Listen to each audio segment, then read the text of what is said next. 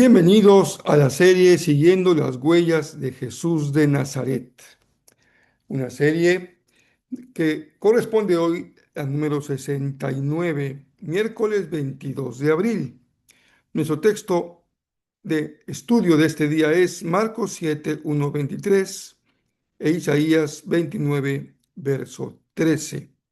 Hoy vamos a hablar de Jesús y lo que nos enseña acerca de lo que realmente importa. Yo soy Rafael Pola y todos sean muy bienvenidos.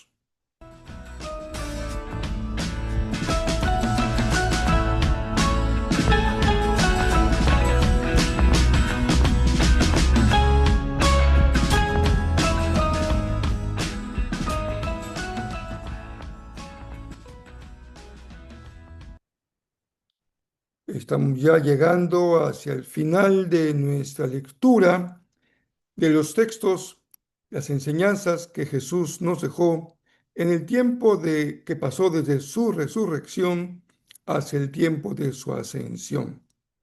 Ya también estamos cerca de la fecha en que podemos conmemorar la ascensión de Jesús al cielo, pero estamos revisando lo que tal vez algunos no tengan muy claro, y es aquellas cosas que Jesús o enseñó por primera vez o reiteró y subrayó su importancia y su enseñanza. Así que vamos hoy a regresar justamente a la enseñanza de la palabra respecto a la resurrección previo a la ascensión. Hoy vamos al texto de Lucas 24, 50 al 53. Entonces Jesús lo llevó a Betania. Recuerden que una pequeña aldea cercana a Jerusalén. Levantó sus manos al cielo y los bendijo. Mientras los bendecía, los dejó y fue levantado al cielo. Entonces ellos lo adoraron y regresaron a Jerusalén llenos de gran alegría y pasaban todo su tiempo en el templo adorando a Dios. Ahora veamos lo que dice Hechos 1, 9 al 12. Después de decir esto, Jesús fue levantado en una nube mientras ellos observaban, hasta que ya no pudieron verlo. Mientras se esforzaban por verlo ascender al cielo, dos hombres vestidos con túnicas blancas de repente se pusieron en medio de ellos. Hombres de Galilea, le dijeron, ¿por qué están aquí parados, mirando al cielo? Jesús fue tomado de entre ustedes y llevado al cielo, pero un día volverá del cielo de la misma manera en que lo vieron irse. Dos pasajes extraordinarios respecto a la ascensión de Jesús. En el caso de Lucas hay una bendición previa de Jesús a sus discípulos antes de ascender. Y después, ¿cómo? Fíjese el pasivo. No dice que él se dirigió al cielo, sino que fue levantado al cielo. Y también se señala ese acto de adoración de los discípulos que permanece en el tiempo, porque una práctica en los que ellos incurrían permanentemente era la adoración del Señor allá en el tiempo, en el templo, perdón. En Hechos también se refiere este acto de que fue levantado también de una forma pasiva. No es un acto de Jesús, sino que Jesús recibe el acto de ser levantado. Y aquí añade Hechos que él asciende durante la observación de sus discípulos en una nube hasta que dejan de observarlo. Aquí hay algo más. Los dos hombres que se presentan con túnicas blancas y que les indican que deben esperar no solamente que Jesús se fue, sino que un día volverá de la misma manera como lo vieron irse. La promesa, ahora la promesa de la segunda venida de Jesús. Bueno, vamos al texto de hoy, que es el texto de Marcos 7, 1 al 23. Cierto día, algunos fariseos y maestros de la ley religiosa llegaron desde Jerusalén para ver a Jesús. Recuerden que aquí hay dos figuras de liderazgo religioso muy importante en Jerusalén y en Israel: los fariseos y los maestros de la ley. Dice el texto que ellos notaron algo peculiar en los discípulos de Jesús, verso 2. Notaron que algunos de sus discípulos no seguían el ritual judío de lavarse las manos antes de comer. Los judíos, sobre todo los fariseos, no comen si antes no han derramado agua sobre el hueco de sus manos, como exigen sus tradiciones antiguas. Es como una nota de Marcos para aquellos que no conozcan esa tradición. Continúa. Tampoco comen nada del mercado sin antes sumergir sus manos en agua. Esa es solo una de las tantas tradiciones a las que se han aferrado, tal como el lavado ceremonial de vasos, jarras y vasijas de metal. También purificaban los implementos de las ceremonias y especialmente las jarras y vasijas, como hemos leído. Entonces los fariseos, verso 5, y maestros de la ley le preguntaron a Jesús: ¿por qué tus discípulos no siguen nuestra antigua tradición? Ellos comen sin antes realizar la ceremonia de lavarse las manos. Jesús contestó: hipócritas. Isaías tenía razón cuando profetizó acerca de ustedes, porque escribió: este pueblo me honra con sus labios, pero su corazón está lejos de mí. Su adoración es una farsa, porque enseñan ideas humanas como si fueran mandatos de Dios. Pues ustedes pasan por alto la ley de Dios y la reemplazan con su propia tradición. Entonces dijo: ustedes esquivan hábilmente la ley de Dios para aferrarse a su propia tradición. Por ejemplo, Moisés les dio la siguiente ley de Dios: honra a tu padre y a tu madre, y cualquiera que hable irrespetuosamente de su padre o su madre tendrá que morir. Sin embargo, ustedes dicen que está bien que uno les diga a sus padres: lo siento, no puedo ayudarlos porque he jurado darle a Dios lo que les hubiera dado a ustedes. De esta manera, ustedes permiten que la gente desatienda a sus padres necesitados y entonces anulan la palabra de Dios para transmitir su propia tradición. Y este es solo un ejemplo entre muchos otros, dice Jesús. Seguimos nuestra lectura. Repito ahora desde el verso 11. Sin embargo, ustedes dicen que está bien que uno les diga a sus padres: lo siento, no puedo ayudarlos porque he jurado darle a Dios lo que les hubiera dado a ustedes. De esta manera, verso 12, ustedes permiten que la gente desatienda a sus padres necesitados y entonces anulan la palabra de Dios para transmitir su propia tradición. Y este es solo un ejemplo entre muchos otros. Repetí los últimos 3 versos. Ahora vamos al 14. Luego Jesús llamó a la multitud para que se acercara y oyera. Escuchen, todos ustedes, y traten de entender. Lo que entra en el cuerpo no es lo que los contamina. Ustedes se contaminan por lo que sale de su corazón.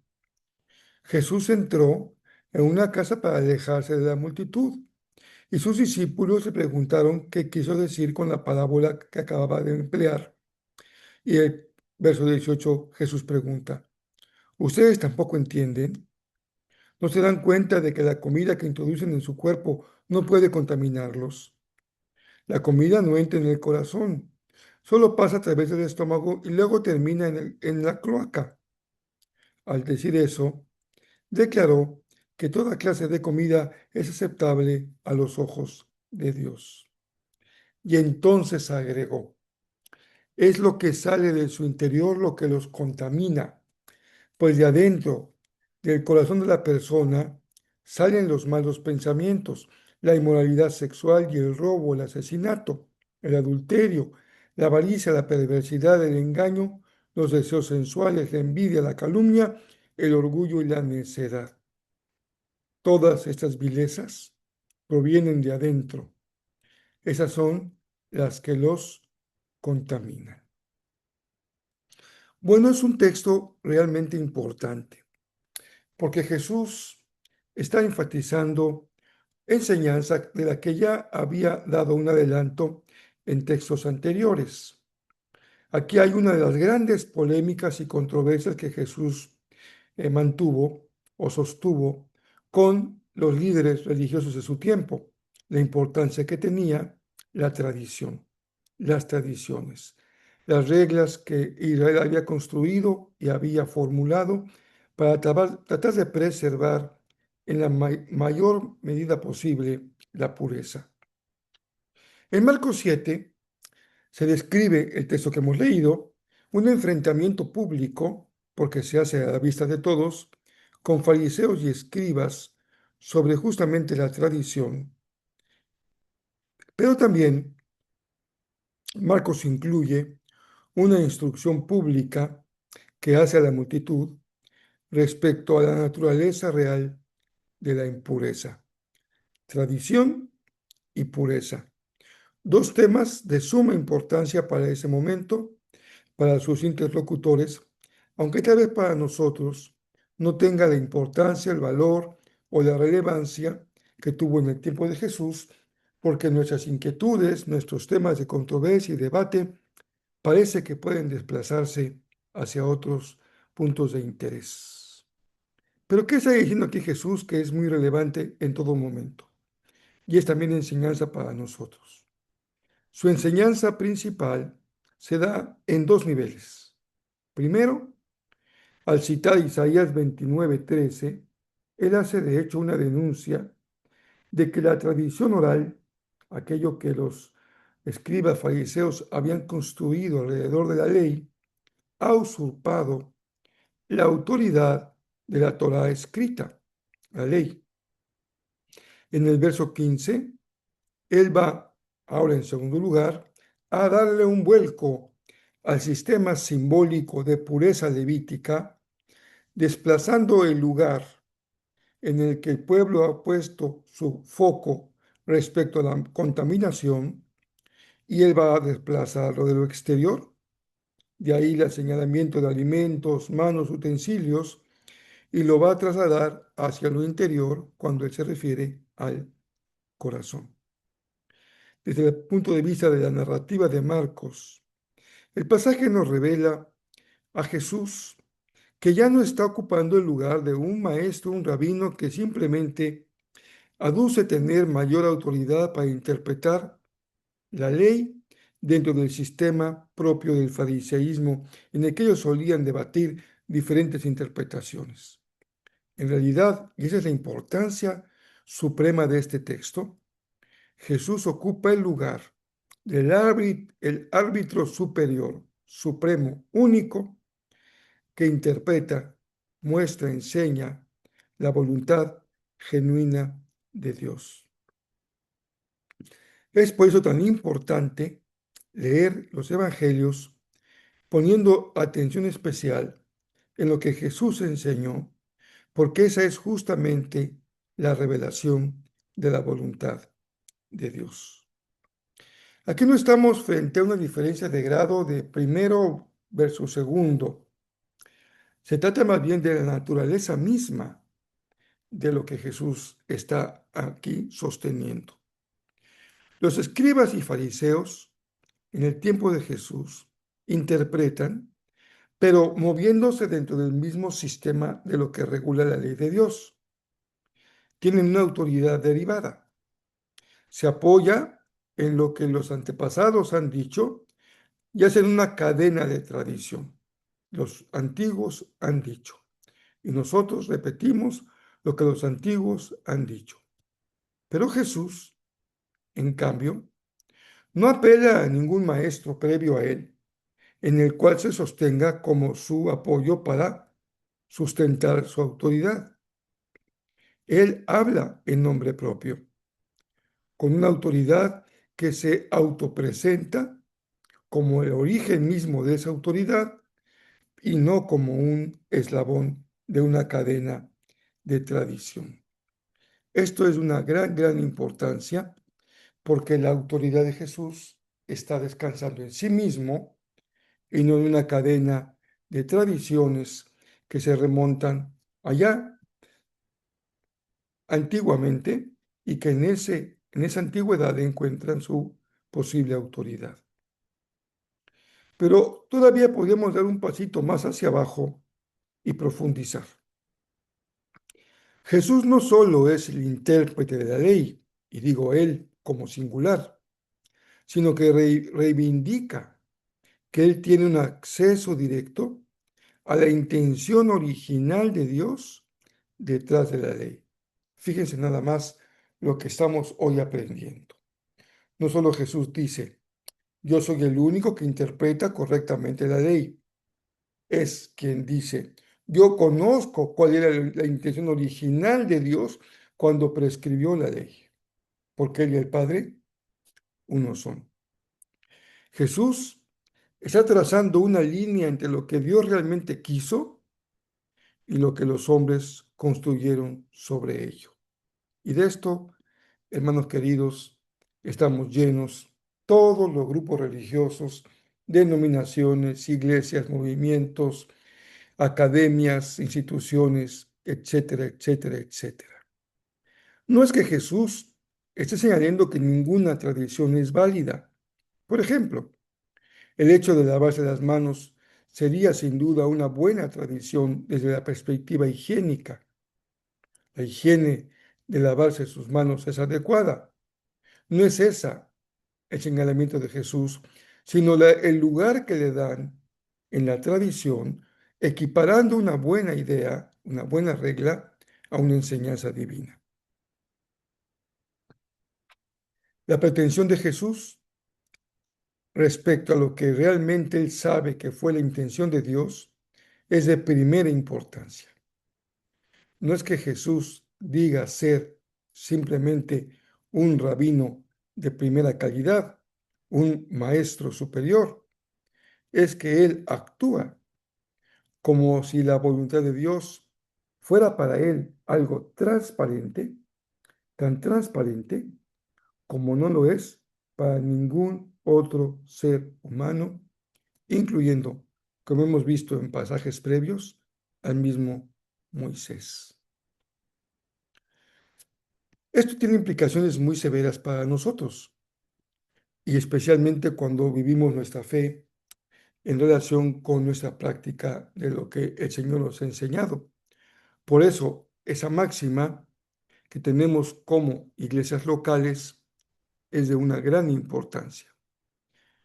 La Biblia es nuestra única norma de fe y de práctica.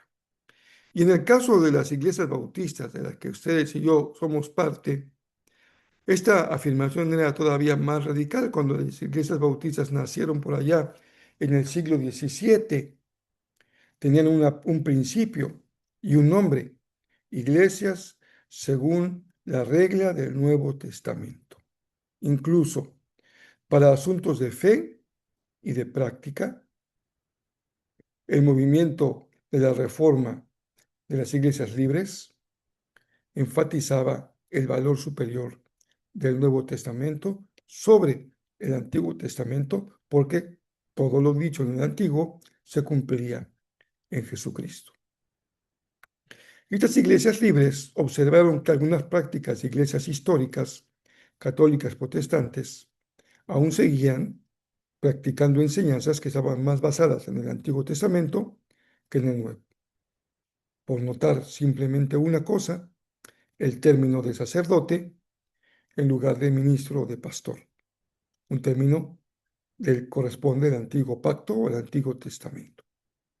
Pero vamos a la segunda enseñanza de lo que Jesús nos dice en este párrafo. Jesús señala que el ser humano tiende a preferir una santidad de superficie antes que una transformación verdadera en su interior. Jesús rechaza la inclinación humana a crear ciertos escudos de principios religiosos para sentirnos seguros, nuestro castillo en el cual nos refugiamos, pero que en realidad funcionan como mecanismos para evadir las verdaderas demandas éticas del reino de Dios. Pone el ejemplo del mandamiento sobre el honrar a papá y a mamá y cómo se crean cercas religiosas para no ir al fondo del mandamiento. Jesús dice que el fondo es el corazón, porque esa es la fuente real de la contaminación. El comentario tiende un puente entre el acto externo y la intención oculta, advirtiendo que el peligro de la hipocresía siempre está presente cuando ponemos énfasis en la regla y no en su fondo. Cuando queremos sostenernos en la apariencia de la piedad antes que en el mandato del amor y la justicia. Eso se da y se ha dado siempre en el ámbito religioso, no solamente en los contextos contemporáneos, también en los contextos antiguos, de las iglesias históricas, de los cultos litúrgicos. Hay toda una apariencia de piedad en los ritmos, en las oraciones, en las voces, en cómo se interpreta, no cuidando el fondo. Y también hoy, en un contexto tan proclive al show, al espectáculo, donde se puede aprender a cómo orar en público, cómo alabar, cómo moverse, cómo usar la voz, las manos, el cuerpo. Disculpen, que siempre se mantiene la palabra con el interés. Nuestro interés en cuidar el fondo, revisando siempre su valor sobre la forma. Realmente lo que importa para Jesús es el corazón, que es la vía adecuada que conecta al ser humano con el Señor, y también que es el corazón humano lo que puede ser el lugar donde se aniden el egoísmo y la lista de pecados que Jesús mencionó. Esos pecados, esas fallas humanas, esas carencias, esas deformaciones de carácter, tienen que ver con el corazón, no tienen que ver con lo que podemos palpar, tocar, ver, gustar. Así que debemos señalar entonces, creo que aquí hay una gran enseñanza para nosotros. Jesús ha hablado de aspectos realmente importantes de la fe y que trascienden más allá del tiempo. Por eso es muy válido cuando cantamos en nuestra congregación ese canto tan sencillo, bueno, de un autor latinoamericano llamado Santiago Benavides. Dame una fe sencilla. Una fe sencilla nos puede vacunar para no incurrir en esas fallas. Pongo otro ejemplo. Las iglesias reformadas, también iglesias que fueron fruto de la reforma protestante, de ahí el nombre reformadas, tienen una frase, un lema, dice, iglesias reformadas siempre reformándose.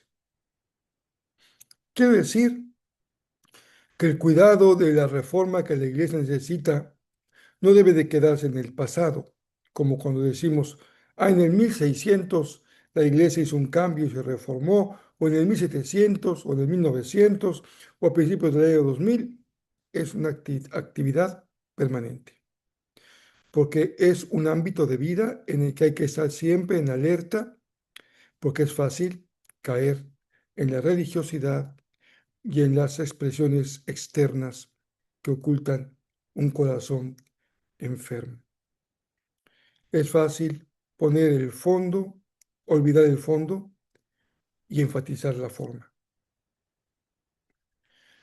Es fácil, en lugar de ser un verdadero adorador, hacer un dogma de la clase de música o de los instrumentos adecuados para hacerlo.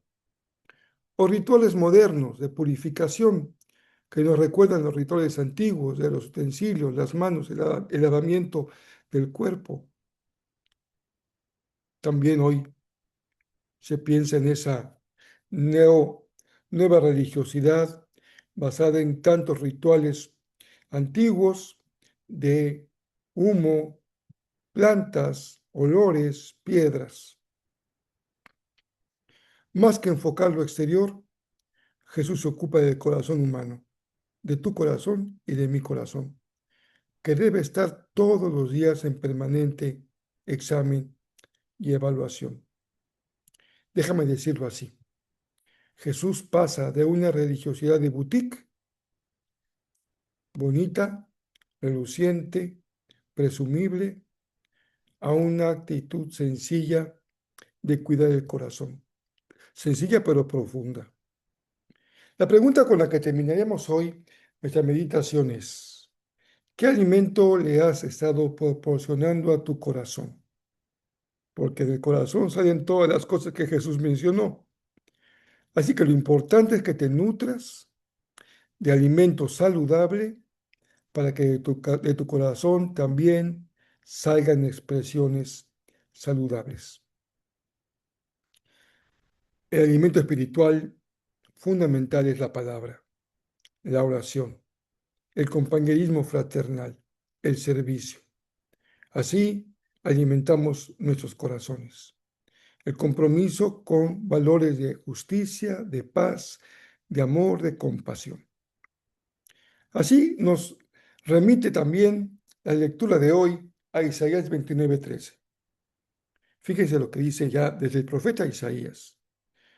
Así que el Señor dice: este pueblo dice que me pertenece, me honra con sus labios, pero su corazón está lejos de mí. Y la adoración que me dirige no es más que reglas humanas aprendidas de memoria. ¿Qué les parece? ¿Qué tan lejos o qué tan cerca está tu corazón hoy del Señor? Yo te invito a que hoy des un paso para que te acerques.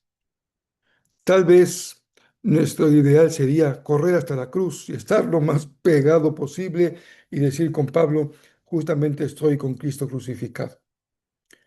Sin embargo, es probable que necesites ir poco a poquito, dando un paso cada día para estar más cerca de Jesús, y ese paso siempre será un buen paso de mucha bendición.